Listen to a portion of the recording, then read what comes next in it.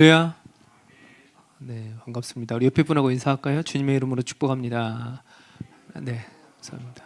우리 온라인으로 보시는 분들도 서로 축복하며 이렇게 시간을 보내면 좋겠습니다. 하나님을 아는 지식의 영광, 오늘 두 번째 시간 같고요. 혹시 프린트물이 뒤에 있는데 고사님 챙기셨어요? 뒤에 지난주에 볼펜이 없다고 조금 민원이 들어와서 네, 볼펜도 좀 넣었습니다. 네. 볼펜 가져가시면 안 돼요. 반납하셔야 됩니다. 네. 네. 네, 기념품으로 바뀌었습니다. 네. 오늘 오신 분들 하나씩 가져가셔도 됩니다. 네. 오늘 기도하고 시작하겠습니다. 하나님 감사드립니다. 오늘 이 밤에도 우리를 불러 모아 주시고 또 온라인으로도 주님의 말씀과 강의를 사모할 수 있는 마음을 주셔서 이곳에도 있고 또 우리 각자 자리에서 주님의 말씀을 상고하길 원합니다. 이 시간 우리의 심령을 겸손하게 하시고 또 우리의 부족함을 연약함을 도와주셔서 주님께서 공급해 주시는 그 지혜로 이 시간을 보낼 수 있도록 축복하여 주시옵소서.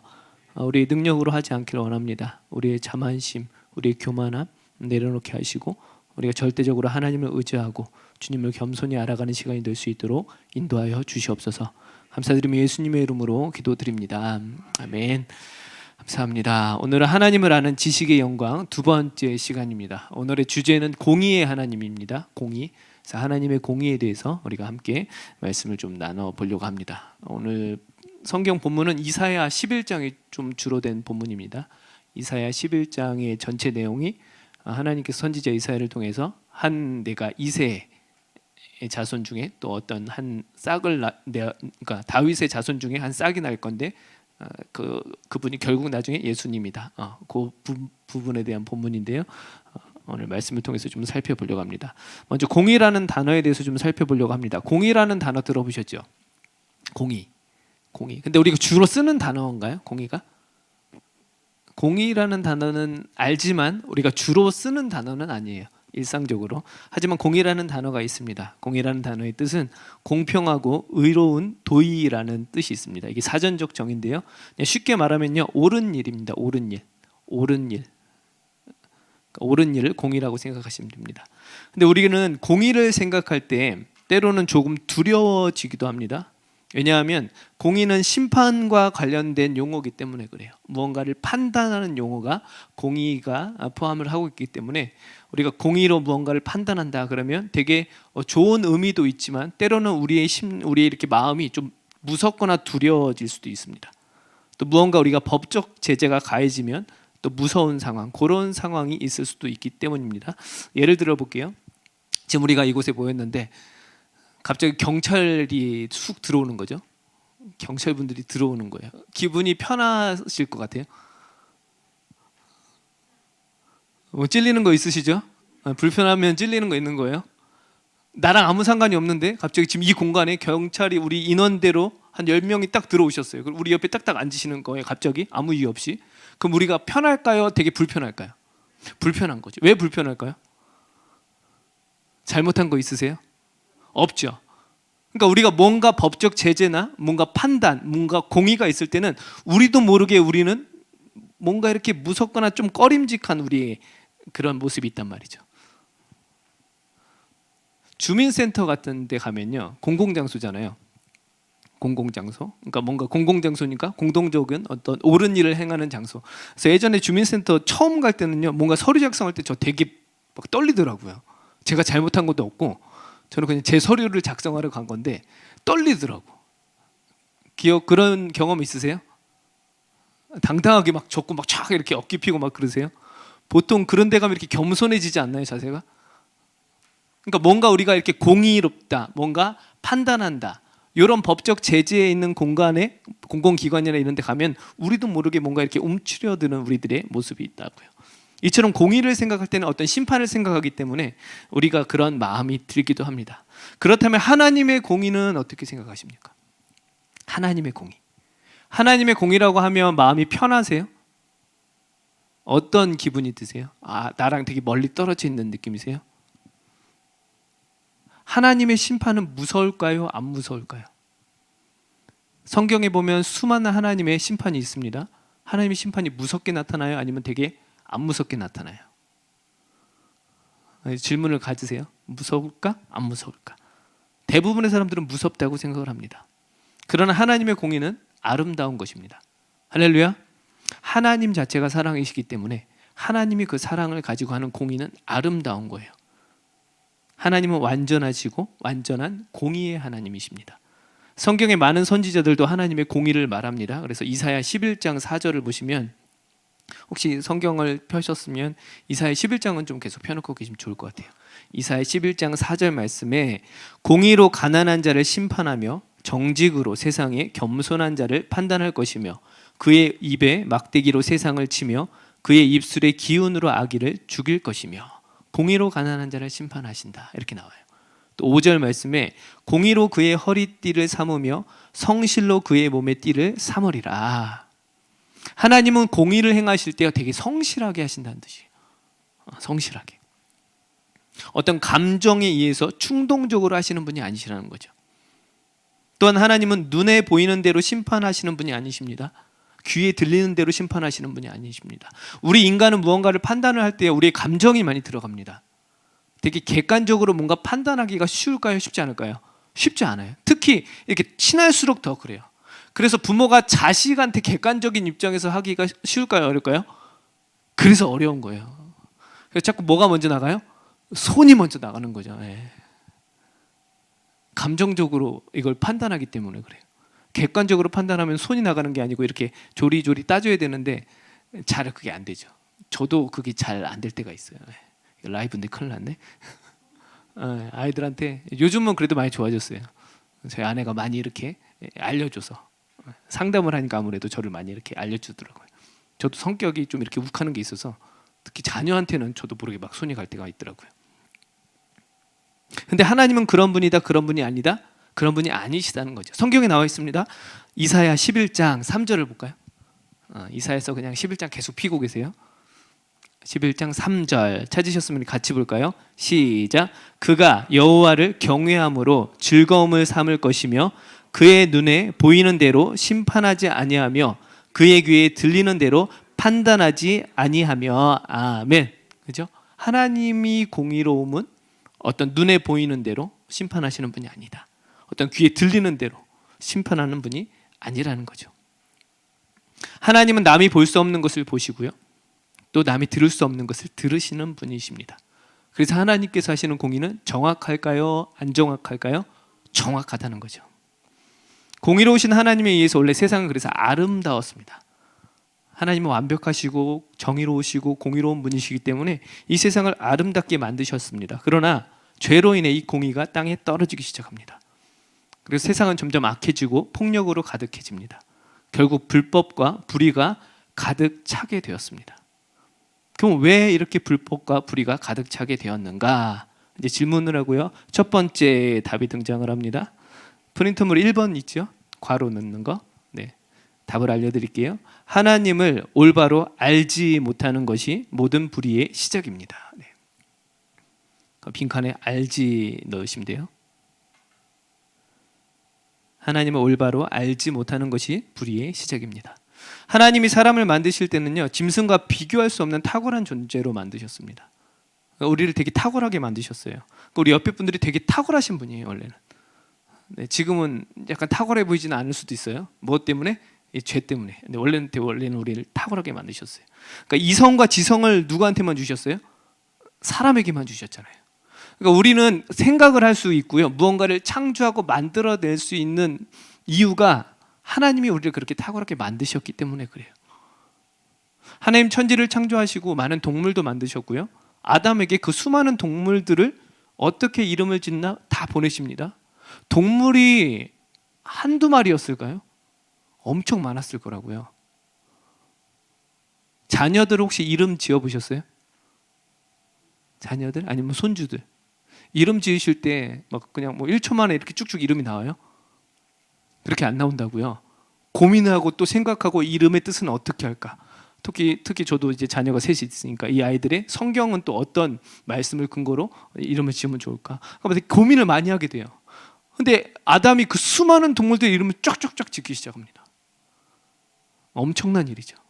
그러니까 그만큼 우리가 탁월한 존재였다는 거죠. 사람이 탁월하니까 지금 이런 스마트폰 이렇게 만들 수 있는 거예요. 이런 것들. 우리 교회 또 여기 계단도 집사님들이 탁월하니까 그렇게 멋있게 만드실 수 있는 거고요. 하나님이 우리를 이렇게 원래는 그렇게 만들어 주셨습니다. 그런데 문제는 죄로 인해 우리 이 지성이 어두워진 거죠. 아담이 탁월했던 이유는 하나님과 교통을 했기 때문에 탁월했던 거예요. 그러니까 모든 질문은 누구한테 할 수 있었던 거예요? 하나님한테. 그러니까 그때는 하나님하고 늘 함께 했기 때문에 질문하면 알려주시고 다 물어서 할 수 있었는데 이게 끊겨버린 거죠. 그러니까 더 이상 이제 우리 지성이 온전할 수가 없는 상태가 된 거죠. 그래서 결국에는 우리를 창조하신 그분을 알지 못하는 상태가 됩니다.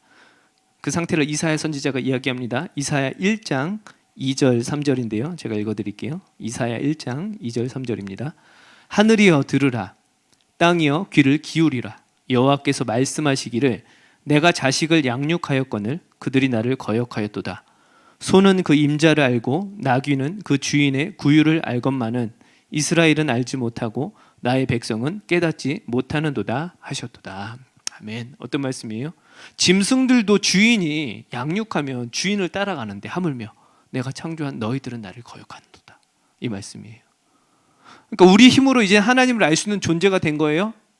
아니게 된 거죠. 무엇 때문에? 이 죄 때문에. 모든 피조물이 하나님을 알고 그분을 찬양하지만 가장 최고의 피조물인 사람은 하나님을 거역하기 시작합니다. 그럼 거역한 상태의 사람들의 모습은 어떻게 되었는가? 이사야 선지자가 계속해서 이야기를 합니다. 이사야 1장 4절에서 6절인데요. 그들의 상태를 이사야가 이야기합니다. 슬프다 범죄한 나라요, 허물진 백성이요, 행악의 종자요, 행위가 부패한 자식이로다. 그들이 여호와를 버리며 이스라엘의 거룩하신 이를 만홀히 여겨 멀리하고 물러갔도다. 너희가 어찌하여 매를 더 맞으려고 폐역을 거듭하느냐. 그 다음부터 나와요. 상태가 온 머리는 병들었고 온 마음은 피곤하였으며 발바닥에서 머리까지 성한 곳이 없이 상한 것과 터진 것과 새로 맞은 흔적뿐이거든. 우리 지성이 어떻게 해요? 완전히 망가져 버린 거죠. 누구를 알지 못해서요? 하나님을. 결국에 불법과 불의가 가득할 수밖에 없는 이유는 누구를 알지 못해서요? 그 공의의 하나님을 잃어버렸기 때문에. 심지어 우리의 이런 허물진 만홀히 여기는 잘못된 이런 불법과 불의가 가득한 상태가 되므로 이 땅까지 황폐해져 버립니다. 이사야 1장 7절 8절이에요. 이사야 1장 뒷부분 가면 7절 8절에 7절만 볼게요. 너희의 땅은 황폐하였고 너희의 성읍들은 불에 탔고 너희의 토지는 너희 목전에서 이방인에게 삼켜졌으며 너희 땅은 황폐하게 됩니다. 사람들의 그 하나님을 알지 못하는 상태가 결국 그들이 거주하는 모든 곳까지 망가뜨려지게 되는 거죠. 심지어 공의와 정의가 모두 사라지고 그곳에 살인자들로만 가득한 상태, 그게 불법과 불의가 가득한 상태를 선지자 이사야가 하나님을 대언해서 이야기를 합니다. 이사야 1장 21절입니다. 이사야 1장 21절 말씀에 신실하던 성읍이 어찌하여 창기가 되었는고 정의가 거기에 충만하였고 공의가 그 가운데에 거하였더니 이제는 살인자들 뿐이로다. 그러니까 하나님을 알지 못하는 상태가 점점점 어떻게 악화되는지 성경은 분명히 말씀을 하고 있습니다. 흐름적으로 좀 보이시지 않아요? 먼저 누가 하나님을 거역하기 시작해요? 사람이 거역한 상태는 어떻게 해요? 머리가 망가지죠? 지성이 망가집니다. 결국 그러한 상태에 자기가 살던 거주지들이 어떻게 해요? 저주를 받기 시작합니다. 땅이 황폐해지고 결국 그 황폐한 땅에서 계속해서 일어나는 사람들의 상태는 어떠한 상태가 돼요? 불법과 불의가 가득한 상태. 성경에서 뭐라고 표현해요? 살인자들이 되는 거죠. 서로 죽고 죽이고 빼앗고 뺏기고. 무엇 때문에요? 하나님을 알지 못한 상태. 특별히 그 하나님의 공의를 잃어버린 상태가 이런 모습이라는 거죠. 이런 상태를 사람들이 회복할 수 있을까요? 우리 스스로 회복을 할 수가 있어요? 못합니다. 우리가 가정 하나 회복시키는 것도 쉽지가 않습니다. 특별히 교회를 사람이 회복시킨다는 거 불가능합니다. 누가 하셔야 되나요? 하나님 하시는 거죠. 그렇죠? 그럼 어떻게 공의가 회복이 될 수 있을까? 2번입니다. 2번. 프린트물 2번 정답입니다. 하나님은 그리스도를 통해 하나님의 공의를 회복하십니다. 하나님은 그리스도를 통해 하나님의 공의를 회복하십니다. 예수님입니다. 하나님의 공의는 하나님이 회복을 시켜주실 수 있는데 누구를 통해서요? 예수 그리스도를 통해서. 질문하겠습니다. 질문. 예수님께서 이 땅에 오신 이유가 무엇인가요? 너무 잘 아는 답이죠. 너무 잘 알아서 대답 안 하시는 거죠. 예수님께서 이 땅에 오신 이유. 무엇 해결하려고? 죄. 죄를 해결하려고. 누구의 죄? 우리의 죄. 나의 죄. 우리가 기본적으로 알고 있는 정답이죠. 그러나 좀 더 나아가서는 예수님께서 이 땅에 보내신 이유가 무엇 때문이라고요? 하나님의 무엇을 회복하시기 위해서? 공의를 회복하시기 위해서. 예수님을 통해서 우리는 누구를 알 수 있게 됩니까? 주님을 알 수 있게 됩니다. 하나님을 다시 만날 수 있게 되는 거죠. 다시 하나님을 아는 지식으로 충만할 수 있는 유일한 방법은 우리가 누구를 아는 거? 예수 그리스도를 아는 거죠. 요한복음에 그래서 예수님께서 나를 보면 누구를 보는 거다? 아버지를 본다. 내가 하는 일을 믿으면 누가 하는 일도 믿는다? 아버지가 하는 일도 믿는다. 그런 의미에서 말씀입니다. 결국엔 우리가 예수님을 통해서 하나님을 바르게 알고 하나님이 원래 계획했던, 만드셨던 그 공의와 정의의 삶을 다시금 우리가 살아갈 수 있도록 하시기 위해서 예수 그리스도를 이 땅에 보내신 거죠. 그래서 하나님께서 성경에 보면 구약의 그 이스라엘 백성을 선택하신 이유에 대해서도 그 공의와 정의를 그들이 그런 삶을 살아가기 위해서 그들을 선택하신 말씀들이 종종 나옵니다. 이사야서 1장 16절 17절 말씀에 이사야 1장 16, 17절입니다. 너희는 스스로 씻으며 스스로 깨끗하게 하여 내 목전에서 너희 악한 행실을 버리며 행악을 그치고 선행을 배우며 정의를 구하며 학대받는 자를 도와주며 고아를 위하여 신원하며 과부를 위하여 변호하라 하셨느니라. 아멘. 그러니까 우리가 어떠한 삶을 다시 살아가게끔 하나님께서 우리를 선택하셨는지에 대해서 분명히 말씀을 하시는 거죠. 지금 이사야 1장 쭉 살펴본 거죠. 하나님을 알지 못해서 부패하고 살인자가 된 그들을 하나님께서 다시 회복시키는데 그들의 회복의 삶에 대해서 구체적으로 설명을 해주시죠. 행악을 그쳐라. 정의를 구해라. 학대받는 자를 도와주라. 고아를 위하여 신원하라. 과부를 위하여 변호하라. 그게 하나님께서 원하시는 공의와 정의의 삶입니다. 그러나 그들은 하나님을 떠나고 계속해서 가난한 자와 고아와 과부, 나그네들을 학대합니다. 하지만 예수님이 이 땅에 오셔서 그 삶을 다시 회복시켜 주시려고 이 땅에 오신 거죠.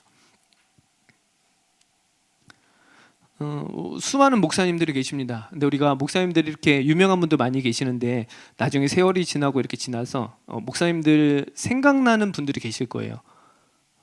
대부분 이렇게 생각나시는 분들을 질문하면은 뭐 유명하거나 화려한 게 아니고 그분의 삶이 되게 정직하신 분들이 기억에 오래 남습니다. 말씀대로 정직하게, 공의롭게, 정의롭게 살려고 하셨던 분들이 결국에는 기억에 남아요. 어떤 유명하고 화려한 것보다. 마찬가지로 이스라엘 백성들에게 있어서 그들에게 공의로운 왕이 한 명 있었습니다. 예수님 말고 진짜 이스라엘의 왕 중에 누구였을까요? 대표 인물이 누가 있었을까요? 네? 다윗. 네, 정답. 네. 양집사님 이따 볼펜 2개 가지고 가세요. 네. 다윗이에요, 다윗. 이스라엘 백성들은 이렇게 손꼽으면 최고의 공의로웠던 왕이 다윗으로 이야기를 합니다. 역대상 18장 14절 말씀에 다윗이 온 이스라엘을 다스려 모든 백성에게 정의와 공의를 행할세, 이렇게 성경은 말씀을 합니다. 그러니까 다윗이 얼마나 공의와 정의를 위해서 살았는가 성경이 언급할 정도. 그러나 다윗이 죽은 후로 공의와 정의도 사라지고 결국 나라는 어떻게 돼요? 점점점 망하게 되죠. 아들 솔로몬이 잘할 것 같았는데 마지막에 잘 못하고 나라가 갈라지게 되고 르호보암이 또 잘할 것 같았는데 결국엔 더 악화되고 계속 악화돼서 나라가 다 망하기 시작합니다. 그런 상태에서 하나님께서는 약속의 말씀으로 다시 왕을 세울 것을 말씀합니다. 이사야 16장 5절 말씀에 나옵니다. 다윗의 장막에 인자함으로 왕위가 굳게 설 것이요 그 위에 앉을 자는 충실함으로 판결하며 정의를 구하며 공의를 신속히 행하리라. 아멘. 누구에 관한 말씀일까요? 오실 예수 그리스도죠.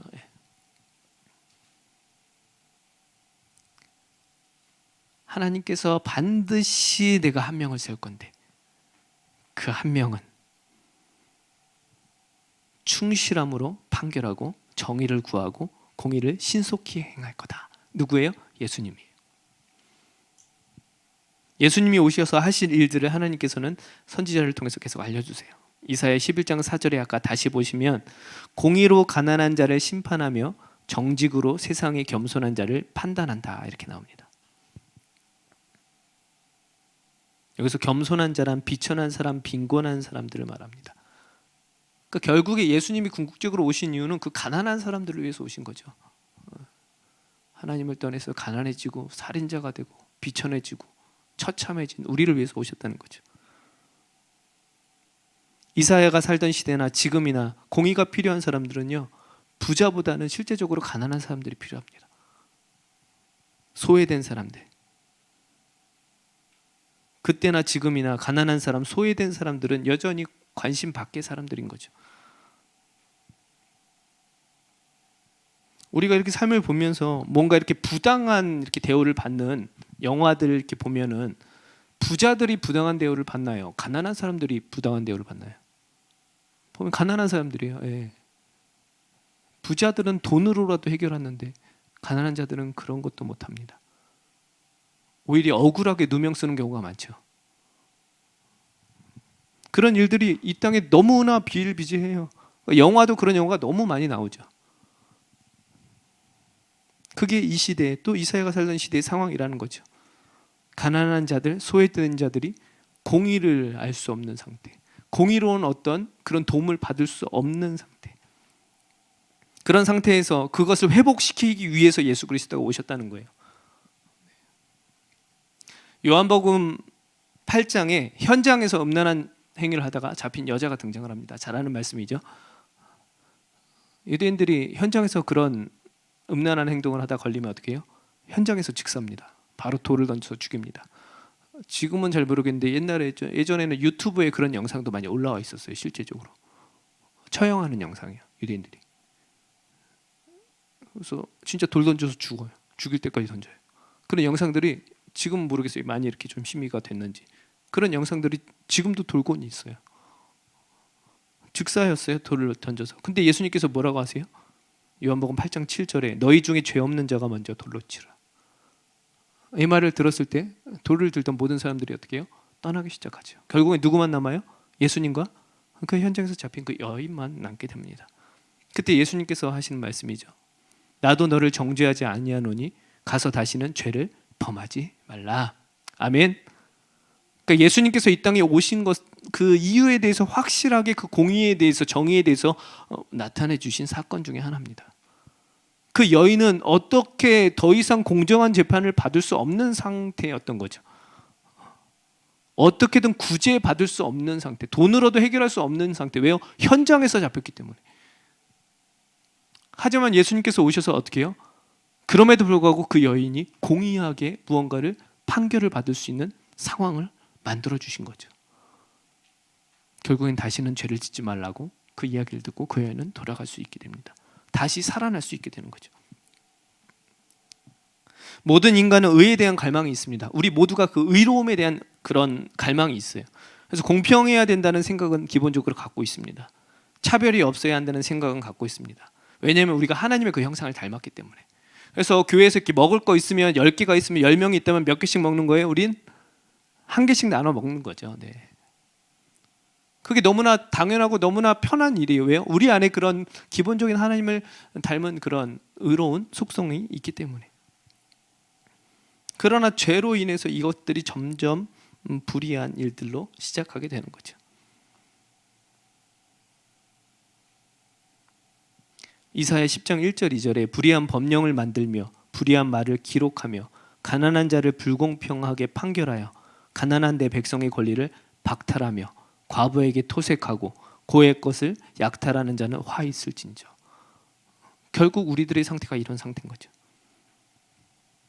근데 이 모습이 그냥 세상에서 보이는 상태 같기도 하지만 교회 안에서도 이런 일들이 많이 일어나고 있습니다.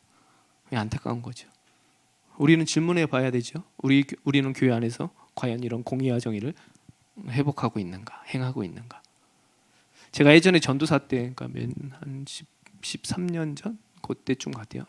지금부터 한 13년 전에 전도사로 있었을 때였는데 오후 예배 때였어요. 그 교회에서 오후 예배인데 오후 예배 때 이렇게 예배를 드리는데 뒤에서 보통 이제 교육자들은 뒤에 있잖아요. 뒤에 이렇게 또 어떤 돌발이 있을 수 있으니까 항상 대기하고 뒤에 있는데 뒤에서 한 남자분이 이렇게 자리에 맨 뒤에 의자도 아니고 쪼그려 앉아갖고 이렇게 울면서 예배드리고 계시더라고요.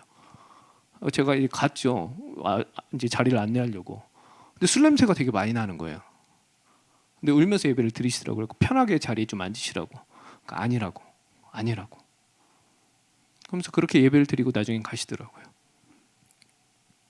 그때 제가 드는 생각은 왜 그분이 자리까지 갈 수 없었을까라는 생각이 들었어요. 그때 전도사 때.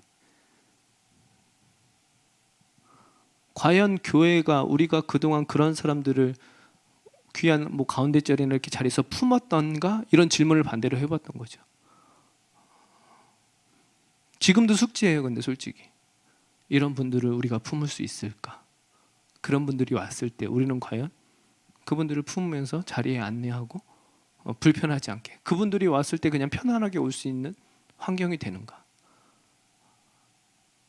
아니면 우리도 마찬가지로 어떤 뭔가 갖추져 있는 분들만 교회에 오게 해서 함께 예배하고 있는 건 아닌가? 이건 우리 모두의 숙제입니다. 내가 하나님의 자녀고 공의와 정의의 그 하나님을 내가 알고 예수님이 그 일을 위해서 우리를 위해서 오셨다면 과연 우리 공동체는 그런 공동체인가? 이거는 질문을 해봐야 돼요. 우리 교회가 그런 교회가 되었으면 좋겠습니다. 할렐루야. 그 누가 와도 불편하지 않는 교회, 어떠한 상태에도 아무렇지도 않는 교회, 그분도 회복되고 우리도 회복될 수 있는 교회, 그런 교회가 공의와 정의가 회복되는 교회가 아닐까요? 성경이 말씀하는 공의는 그 가난한 자들이 공평한 어떤 재판을 받는 그 정도의 공의가 아니었습니다. 심지어 그들이 더불어 잘 살 수 있도록 도와주는 상태까지 포함합니다. 그래서 그 프린터물 1쪽 밑에 보면 공의란 괄호 하나 있죠. 거기 답입니다. 공의란 돌봄을 위한 나눔입니다. 공의란 돌봄을 위한 나눔입니다. 하나님이 원하시는 공의는요, 어떤 공정한 재판까지가 아니에요. 그 후의 삶까지 이어지는 거죠. 그들이 그런 삶을 더 살 수 있도록 도울 수 있는 거죠. 그 나눔이 없으면 진짜 공의가 일어나지 않습니다. 그러니까 성경에서 계속 등장하는 단어가 구약에서는 고아, 과부, 가난한 자예요. 세트로 갑니다. 세트. 이 세 단어는. 고아, 과부, 가난한 자 필요한 게 뭐예요? 그들은 물질도 필요하고 먹을 것도 필요하고 그 당시에는 옷도 이런 옷이 아니었잖아요. 옷도 필요합니다. 출애굽기 보면 그래서 하나님께서 말씀하실 때 그 전당 잡혀 뭔가 빌릴 때 그 옷은 그 사람 거 뺏지 말라고 이야기를 해요. 그 당시 옷은 그게 한 벌이었기 때문에 그 옷을 뺏기면 죽는 거예요. 그 사람들은. 그게 그 사람들의 삶을 보호해주는 귀한 거였기 때문에. 그러니까 과부, 가난한 자, 고아 이 세 세트예요.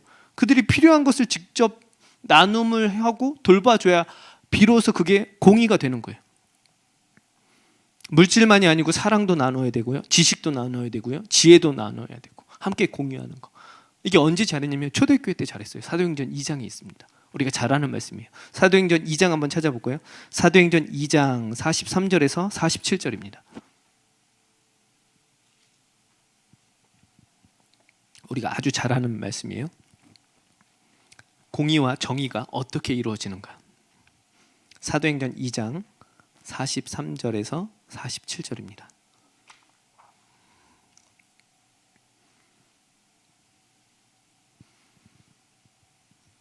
찾으셨어요? 네.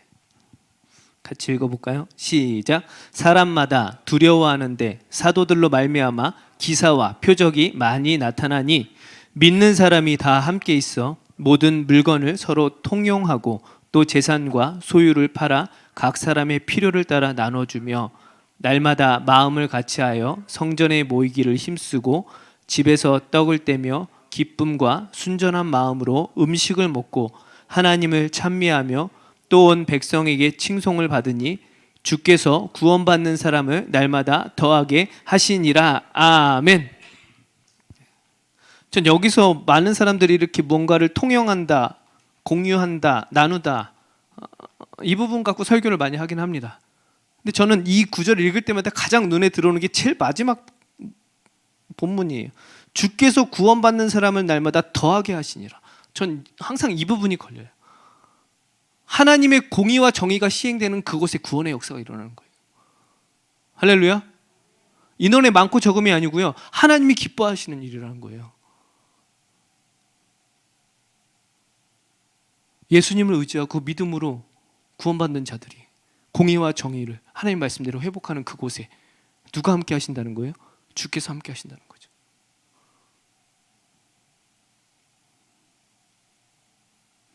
내가 하나님의 자녀로 내가 있는 현장에서 공의와 정의의 삶을 살아가면 주께서 구원받는 자를 더하게 하시는 역사가 일어나는 거예요. 우리 공동체가 있는 곳에서 어디를 가서 어느 지역이든 어디에 가서 그곳에서 하나님이 원하시는 그 공의와 정의의 삶을 살아갈 때 비로소 하나님의 역사가 나타난다는 거죠. 할렐루야. 하나님이 기뻐하시는 일이라는 거죠. 그러면 이러한 공의를 우리는 어떻게 좀 더 구체적으로 실천할 수 있을까? 우리는 어떻게 하면 움직일 수 있을까? 3번입니다. 3번. 하나님은 은혜의 기초 위에 공의를 세우십니다. 하나님은 은혜의 기초 위에 공의를 세우십니다. 하나님께서 그분의 백성에게 공의를 행하라고 말씀하신 순서가 있는데요, 어떤 조건이 돼서 그들에게 공의를 베푼다는 말씀은 아니에요. 하나님께서 하시는 방법은요, 먼저 은혜를 베푸신 다음에 그 은혜를 받은 자들이 공의를 행하라고 하십니다. 쉽게 예를 들어 볼게요. 이스라엘 백성들이 그 애굽에 400년 넘게 노예로 살아갑니다. 그들이 노예가 돼서 거기서 막 정결하게 뭔가를 열심히 해서 하나님이 원하시는 완벽한 조건이 되었을 때 비로소 그들이 출애굽된 거예요? 아니죠. 하나님이 하나님의 은혜로 그들을 구출해 주신 거예요. 자격이 돼서, 조건이 돼서, 그들이 하나님 말씀을 잘 알아서, 그들이 하나님 말씀도 잘 몰랐습니다. 하나님 말씀 언제 구체적으로 듣기 시작해요? 출애굽한 다음에 모세를 통해서, 십계명부터 해서. 그러니까 하나님의 방법이에요, 이게. 하나님께서 하시는 방법은, 하나님께서 공의롭게 우리를 이끌고 가는 방법은 먼저 살려주시는 거예요. 공의가 무엇이다라고 가르쳐 주시고 나서 이대로 살아야 돼, 이게 아니고요, 먼저 일단 하나님의 자녀로 우리를 끌어주신다고요. 그 다음에 알려주시는 거예요. 공의의 삶은 이거. 그래서 구약에 보면 이스라엘 백성에게 하나님께서 계속해서 거듭 말씀하시는 게 너희가 애굽의 종되었던 때를 기억하라라는 말씀을 계속 주십니다. 너희가 그 은혜를 잃어버리면 공의의 삶을 절대로 살 수 없는 걸 알기 때문에, 그 하나님의 강권적인 은혜를 잃어버리는 순간 우리의 공의는 다시 바닥에 떨어지기 때문에. 말씀을 한번 볼까요? 신명기 10장입니다. 신명기 10장 17절로 19절입니다. 신명기 10장 17절로 19절. 네, 제가 읽어드릴게요. 너희의 하나님 여호와는 신 가운데 신이시며 주 가운데 주시요 크고 능하신 두려우신 하나님이시라. 사람을 외모로 보지 아니하시며 뇌물을 받지 아니하시고 고아와 과부를 위하여 정의를 행하시며 나그네를 사랑하여 그에게 떡과 옷을 주시나니 너희는 나그네를 사랑하라. 전에 너희도 애굽 땅에서 나그네 되었음이니라. 아멘. 나그네를 사랑하라. 왜? 이유에 대해서 알려주시죠. 너희도 전에 뭐였다? 나그네였다. 그 나그네를 누가 끌어주셨다는 거예요? 하나님, 내가 너희를 끌어줬다. 이 은혜를 기억하고 이 은혜의 감격과 이 은혜의 감동이 있어야 비로소 그 정의의 삶을 살 수 있는 존재가 우리라는 거죠.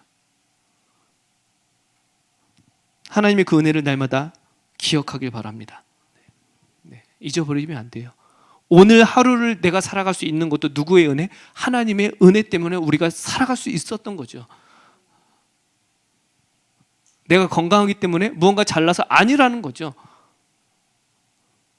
하나님의 은혜로 우리가 지금까지 건강한 게, 오늘도 이 시간 이렇게 모여서 함께 말씀을 상고하고 나눌 수 있는 거, 이게 뭐예요? 다 하나님의 은혜라는 거죠. 이걸 잃어버리는 순간 우리는 교회 밖을 나가는 순간 어떻게 돼? 다시 공의와 정의가 뭔지를 잃어버린 상태가 되는 거죠. 하나님의 그 구원의 은혜를 깊이 깨달아야 합니다. 그럴 때 비로소 우리가 어떤 조건과 어떤 것들 따지지 않고 그 기쁨 때문에 공의와 정의를 할 수 있는 거죠. 예를 들어 볼게요. 제가 자주 쓰는 예화예요. 오늘 우리가 이렇게 모였잖아요. 모이고 예를 드는 거예요. 나가면서 저녁 식사를 먹자고 한 거죠. 우리끼리. 상상을 하세요. 이제 먹을 거예요. 메뉴는 정하셨어요? 뭐 치킨? 아니면 통닭? 치킨? 닭이 갑자기 땡기네. 네. 이제 먹는다고 해요. 그럼 우리가 뭐 이제 한 명이 이제 나가는데, 한 명이 이렇게 교회 밖을 나가면서 바닥에 봉투를 하나 딱 주신 거예요. 한 분이. 봉투 안에 100만 원이 있네. 근데 편지도 하나 써 있어요. 이 돈은 마음껏 쓰셔도 상관없습니다. 자, 과연 그날 누가 계산할 거예요? 오늘 저녁 누가 쏘실 거예요? 네? 누가 쏘실 거예요? 십시일반으로 낼 거예요? 누가 쏘겠을까요? 그 주신 분이 쏘지 않을까요? 아니에요? 다들 공의와 정의가 떨어진 가장 은혜를 받은 사람이 쏘게 돼 있는 거예요. 자기가 뭔가 노력해서 돈이 생긴 거예요? 아니죠. 네. 보통 꽁돈이 생기면 쉽게 쓰잖아요. 왜 그런 거예요? 기뻐서. 내가 뭔가 노력해서 이렇게 얻은 돈이 아니잖아요. 기쁘고 함께 있던 사람들하고 막 베풀고 싶고, 갑자기 막 뭔가 이렇게 좋은 게 생기면 있는 사람들이 그냥 거죠. 그럼 그걸 베풀고 싶은 게 우리의 본성이에요. 또 그러면서 괜히 생색내고 어깨도 한번 피고 막 이러고. 하나님이 우리에게 은혜를 그렇게 주셨다는 거예요. 무엇 하라고? 그 공의와 정의를 그렇게 하라고. 그래서 우리가 믿음으로 의롭다 여김을 받은 거죠. 그 하나님의 은혜, 결국 하나님의 그 은혜로 우리가 누구만 믿음으로? 그 예수님을 믿음으로. 그래서 의롭다 된 거죠. 그걸 신학 용어로 칭이라고 합니다. 칭이 많이 들어보셨죠? 칭이라는 것은 믿음으로 의롭게 되었다. 이게 법정적 단어인데요. 그러니까 재판관이 누가 죄를 지어서 법정 앞에 왔어요. 근데 너 이제 죄 없다 하고 딱 쳐준 거예요. 이걸 칭이라 그래요. 우리는 의로울 수가 없고 공의와 정의를 알 수가 없지만 하나님이 그 구원의 은혜로 그 예수님을 믿었다는 그 한 가지 이유로 우리를 어떻게 해요? 딱 더 이상 죄가 있다 없다? 없다. 너는 이제 공의로운 나의 자녀다. 정의로운 나의 자녀다. 은혜를 받았으니 그 은혜로 기쁨으로 삶을 살아가라. 이 뜻이에요. 그래서 로마서 1장 17절 말씀에 복음에는 하나님의 의가 나타나서 믿음으로 믿음에 이르게 하나니 기록된 바 오직 의인은 믿음으로 말미암아 살리라 함과 같으니라. 아멘. 하나님의 그 은혜는 차별이 없는 은혜입니다. 차별이 없는 은혜. 우리는 항상 이 구원의 은혜를 기억해야 됩니다. 그래야 우리가 공의롭게 삶을 살아갈 수 있어요. 내가 어떤 공의와 정의를 행하려고 막 해서 되는 게 아니고요. 그 구원과 하나님이 부어주신 그 은혜의 감격이 있을 때, 감동이 있을 때 비로소 행해지는 삶이 공의와 정의의 삶이 될 수 있다는 거죠. 이 순서는 뒤바뀌어질 수가 없습니다. 그 은혜의 감동이 날마다 회복이 되길 예수님의 이름으로 축복합니다. 그 은혜가 회복이 되셔야 돼요. 막 꿈틀꿈틀 움직이고 나도 모르게 막 기도하고 싶고 누군가를 만나고 싶고 막 그런 마음을 주실 거예요. 그러니까 우리가 항상 매일 사모해야 될 일이 뭐예요? 그 하나님의 은혜를 사모하셔야 되는 거죠. 그럼 좀 더 구체적으로 그 공의는 어떤 모습이어야 하는가? 자, 이제 하나님의 그 은혜로 우리가 공의와 정의의 삶으로 갔어요. 그럼 그 현장에서의 구체적인 모습은 어떤 모습이어야 되는 거예요? 4번입니다. 4번. 네 번째, 하나님의 공의는 하나님의 인자하신 성품에서 나옵니다. 네. 인자하신 성품에서 나옵니다. 공의는 공평하게 행하기 위해서 잘못된 것을 분별하는 거예요. 잘못된 것을 분별하는 거. 그러니까 잘못된 것을 이렇게 다시 옳게 만드는 걸 공의라고 합니다. 그래서 무언가 잘못된 것을 우리는 지적을 하게 되고 이렇게 이야기를 합니다. 근데 대부분 그렇게 막 지적하고 할 때 기분이 어떻게 해요? 어때요? 따뜻하고 너무 행복해요? 그런 기분 드세요? 아니죠. 반대 기분이죠. 별로 안 좋아요. 그러니까 차가워요, 느낌이. 그러나 하나님의 공의는 차가운 공의가 아니십니다. 따뜻한 공의예요. 왜냐하면 그 인자하심 때문에. 이걸 다른 말로 하면 긍휼하심 때문에 그래요. 긍휼하심 때문에. 무언가 이렇게 지적을 해도 기분이 안 좋게 하시는 분이 있는데 반대로 또 기분 좋게 하시는 분도 있어요. 하나님 기분 좋게 말씀해 주시는 분. 시편 33편 5절에 나옵니다. 그는 공의와 정의를 사랑하시며 세상에는 여호와의 인자하심이 충만하도다. 할렐루야. 세상에 하나님의 인자하심이 충만하기 때문에, 그는 공의와 정의를 사랑하시기 때문에 우리에게 무언가 잘못된 것을 알려주실 때도 긍휼한 마음으로 따뜻하게 우리를 알려주신다는 거죠. 그래서 인격적인 하나님이라고 합니다. 여기서 인자하다는 뜻은 우리가 잘 아는 그 구약성경 히브리어 헤세드 많이 들어보셨죠? 헤세드, 사랑, 하나님의 사랑, 변함없는 사랑, 한결같은 사랑. 근데 저는 영어 성경이 더 좋더라고요. unfailing love라고 되어 있는데요. fail이 뭐예요? 실패하다가 fail이거든요. unfailing, 실패하지 않는 거. 무엇을요? 사랑을. 그래서 unfailing love로 되어 있어요. 저는 이 단어가 너무 항상 읽을 때마다 너무 좋아요. 하나님은 한 번도 사랑에 대해서 실패한 적 없으신 분. 하나님이 나를 사랑하시는 건요, 실패한 적이 한 번도 없으신 거예요. 부모가 아무리 자식을 사랑한다고 해도 자식하고 이게 다 맞을까요? 안 맞아요. 각각 사랑하는 게 또 다르더라고요.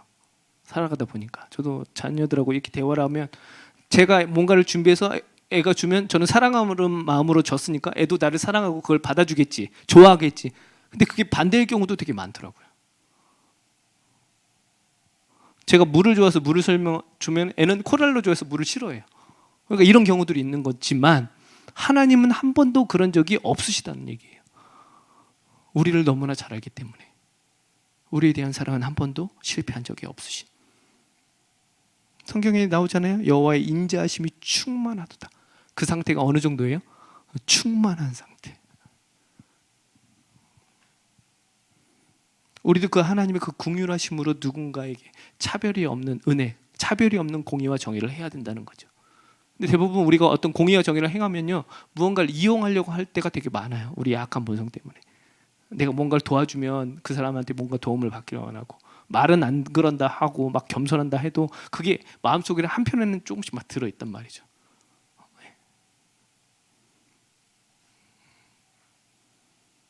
저도 매일 사역자로서 싸움이 뭐냐면 그거예요. 성도들한테 이렇게 잘하고 기도하고 뭔가를 해도 어느 순간 내가 잘해주니까 성도도 나한테 잘해야 된다, 막 이런 잘못된 이런 개념들이 바뀌기 시작해요. 성도들 막 이용하려고 하고 그런 마음과 유혹들이 옵니다.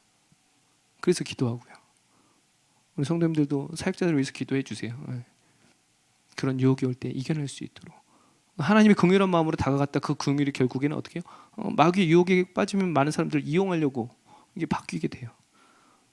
그게 우리 위치의 또 모습입니다. 사랑하는 성도 여러분, 하나님의 그 긍휼하심이 있습니다. 우리도 누군가에게 공의와 정의를 행할 때 그 긍휼함으로 할 수 있길 예수님 이름으로 축복합니다. 마지막으로 예화 하나를 들고 오늘 강의를 좀 마치려고 합니다. 그 뉴욕에 그 라과디아라는 공항이 있습니다. 혹시 아세요? 저도 몰라요. 근데 있대요. 이 공항의 이름은 뉴욕의 훌륭한 시장이었으며 한때 명판사로 이름을 날렸던 라과디아의 이름을 따라 만들어진 거예요. 그러니까 라과디아라는 판사가 있었어요. 이름 모르셔도 돼요. 그러니까 뉴욕에 한 판사가 있었는데 그가 1930년에 한 노인이 그 절도 혐의로 재판을 받게 됩니다. 그리고 배가 고팠던 노인은 그 가게에서 빵을 하나 훔쳐서 그것 때문에 잡히기 시작하고 이제 기소가 된 거죠. 그래서 판사가 이제 재판 받는 날 노인한테 물어봤습니다. 전에도 빵을 훔친 적이 있습니까? 아닙니다. 처음입니다. 판사가 다시 물었습니다.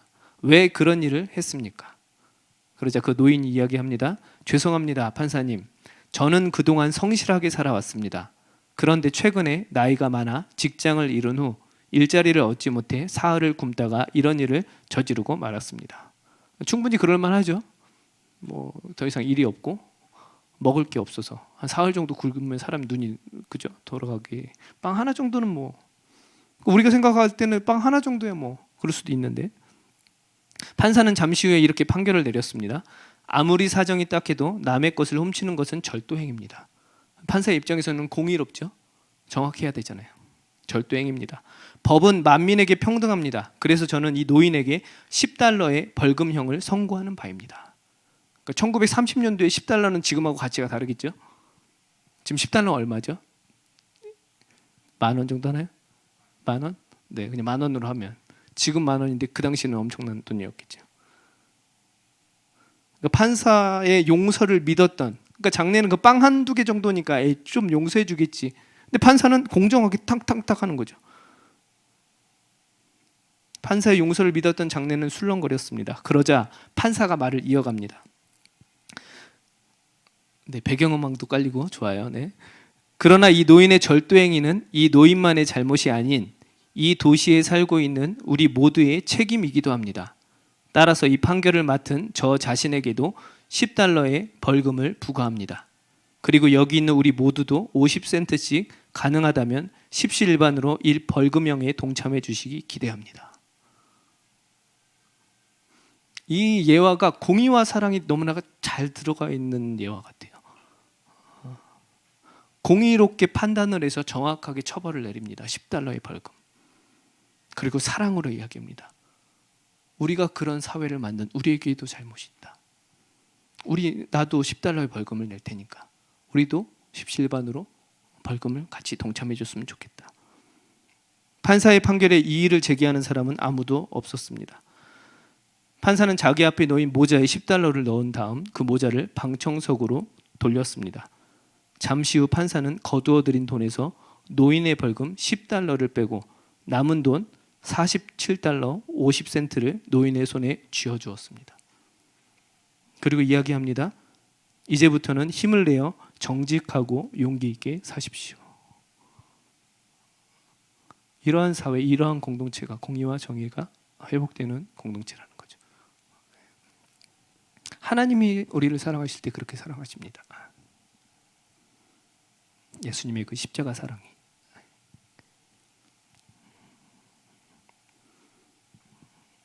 우리 안에 이 사랑이 회복이 되길 원합니다. 하나님의 사랑과 공의는 가장 값진 것을 나누는 데 있습니다.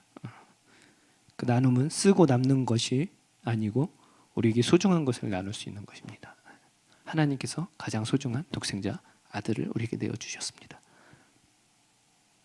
그리스도가 나누어 주신 것은 쓰고 남는 것이 아니고요, 예수님 자신을 나누어 주신 것입니다. 그 은혜를 우리가 기억한다면 이제부터 우리도 그 은혜로, 받은 은혜로 공의와 정의를 베풀고 살 수 있어야 되겠습니다. 그럼 우리 모두가 되었으면 좋겠어요. 네. 그 은혜를 먼저 회복해야 돼요. 그래서 내가 어떤 정의와 공의를 막 하려고 하는 게 아니고요, 매일의 삶에 있어서 가장 우선적으로 우리가 생각하고 기억하고 회복돼야 될 게 뭐라고요? 하나님의 부어주시는 그 충만한 그 인자하심이라는 거죠. 그걸 매일매일 기억하시고 붙잡으시고 그 다음에 나오는 성령의 도우심으로 하는 행동들이 결국에는 공의와 정의의 삶을 구현해낼 수 있는 거죠. 우리가 그런 공동체가 되었으면 좋겠어요. 그런 삶을 살아내시는 우리 모두가 되길 예수님의 이름으로 축원합니다. 축원합니다. 기도합시다. 하나님 감사드립니다. 그 값없는 사랑을 우리에게 쏟아 부어 주심을 감사합니다. 이미 하나님의 그 인자하심이, 여호와의 그 인자하심이 이 땅에 충만하게 하심을 감사합니다. 잃어버린 건 우리입니다. 하나님 용서하여 주시옵소서. 기억하지 못한 것도 우리입니다. 용서하여 주시옵소서. 죄악에 빠진 것도 우리입니다. 용서하여 주시옵소서. 악의 유혹에 넘어진 것도 우리입니다. 용서하여 주시옵소서. 우리는 회복할 수 없음을 말씀을 통해서 알려주심을 감사합니다. 다시금 기억하게 하심을 감사합니다. 그 하나님의 사랑이 우리에게 부음받음을 알게 하심을 감사합니다. 그 은혜로 살아가는 우리 인생들을 주님께서 귀하게 여겨주시고 우리가 날마다 감동하게 하시며 주의 사랑으로 감격하게 하여 주셔서 우리가 살아가는 우리가 있는 현장에서 그 하나님의 사랑으로 공의와 정의를 실현할 수 있는 우리들의 인생이 될 수 있도록 축복하여 주시옵소서. 우리의 힘으로 되지 않습니다. 우리의 의로도 되지 않습니다. 그 예수님의 그 사랑과 온전하심이 우리 안에 충만케 하여 주셔서 주님의 그 도우심 때문에 주님이 그 공급해 주시는 그 능력과 힘으로 하루하루를 살아갈 수 있는 우리 공동체가 될 수 있도록 인도하여 주셔서 이 땅의 공의와 정의가 회복될 수 있도록 인도하여 주시옵소서. 감사드리며 예수님의 이름으로 기도드립니다.